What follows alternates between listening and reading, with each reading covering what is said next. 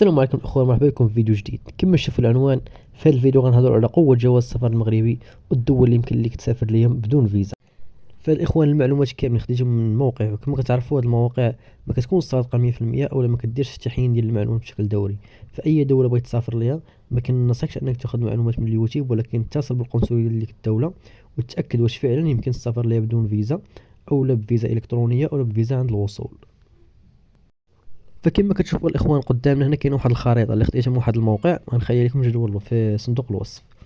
فهاد الخريطه كتبين لك واحد المجموعه ديال الدول، وكل مجموعه ديال الدول بلون.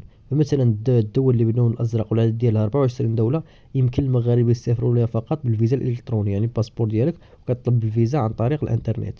كذلك عندنا 153 دوله اللي ما يمكنش المغاربه يسافروا لها الا بفيزا تاخذها هنا في المغرب من القنصليه ديال الدوله، بحال الدول ديال اوروبا ولا امريكا هي اللي يمكن لك تسافر للدوله.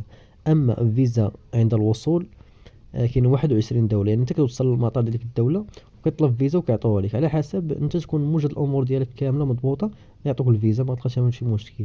اما الدول اللي يمكن لك تسافر لها غير بالباسبور، يعني غير بالباسبور ديالك صافي كتقطع البي ديال الطياره وتسافر، هي 37 دوله اللي هي كتبان في الخريطه ملونه باللون الاخضر. هادشي اللي كاين الاخوان في هذا الفيديو. الا استفدتوا منه ما تنساوش شي جيم طبعا الى شي راسك استفدتي من هذا الفيديو، ونتلاقاو في فيديو جديد ان شاء الله في نفس القناه.